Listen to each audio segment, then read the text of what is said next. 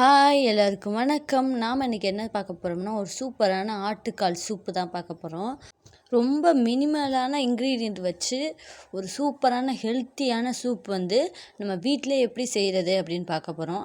ஆட்டுக்கால் மட்டும் நீங்கள் கடையிலையோ அல்லது வீட்டில் ஏதாவது திருவிழாவுக்கு ஆடு அதெல்லாம் வெட்டுவாங்கள்ல, அப்போதைக்கு உள்ள அந்த ஆடோட காலை மட்டும் பத்திரமா எடுத்து வச்சிட்டிங்கன்னா ஒரு சூப்பரான ரெசிபி சூப் ரெடி.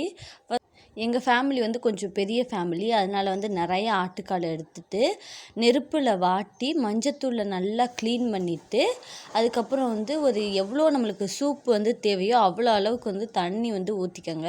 தண்ணி உங்களோட ஆப்ஷனல் தான். ஒரே ஒரு விஷயம் என்னென்னா, அந்த ஆட்டுக்கால் மூழ்கிற அளவுக்கு மட்டும் தண்ணி இருக்கணும். அதுக்கு மேலே கூட நம்ம ஊற்றிக்கலாம்.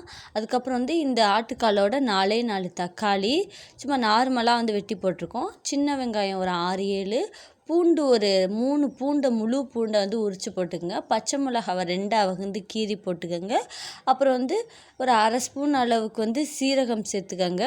அப்புறம் நம்ம மஞ்சத்தூள் கொஞ்சம் ஒரு மினிமலைஸாக போடுங்க. நீங்கள் கழுவுறதுக்கு நிறையா யூஸ் பண்ணிங்கன்னா மஞ்சத்தூள் போடும்போது கம்மி பண்ணிக்கோங்க. கழுவுறதுக்கு கம்மியாக மஞ்சத்தூள் போட்டிங்கன்னா இப்போ போடும்போது நிறையா போடுங்க. அப்புறம் இந்த சூப்புக்கு தேவையான உப்பு, அப்புறம் கருவேப்பிலை, கொத்தமல்லியும் போடுறேன்னா போடலாம்.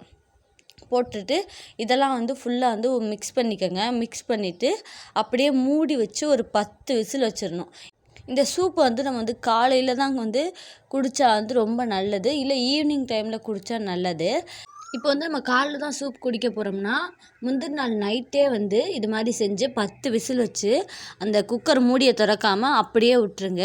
இல்லை சாயந்தரம் குடிக்க போகிறீங்கன்னா காலையிலே செஞ்சு அந்த குக்கர் மூடியை திறக்காமல் அப்படியே விட்டுருங்க.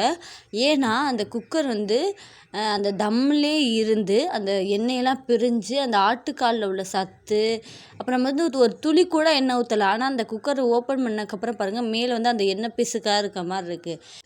இதுக்காக தான் அந்த குக்கரை ஓவர் நைட் ஓப்பன் பண்ணாமல் அப்படியே நம்ம மூடி வச்சுருக்கோம். ரொம்ப ரொம்ப நல்லது இந்த சூப்பு. கண்டிப்பாக ட்ரை பண்ணி பாருங்கள். உங்களுக்கு காரம் தேவை அப்படின்னா குடிக்கும்போது நல்ல பெப்பரை மேலே தூவி விட்டு குடிச்சிங்கன்னா ரொம்ப டேஸ்ட்டாக இருக்கும் இந்த ஆட்டுக்கால் சூப்பு. சிம்பிளான இன்க்ரீடியன்ட் வீட்டில் உள்ளதை வச்சு நம்ம செஞ்சு ட்ரை பண்ணி பாருங்கள். தேங்க்யூ ஸோ மச் ஃபார் வாட்சிங்.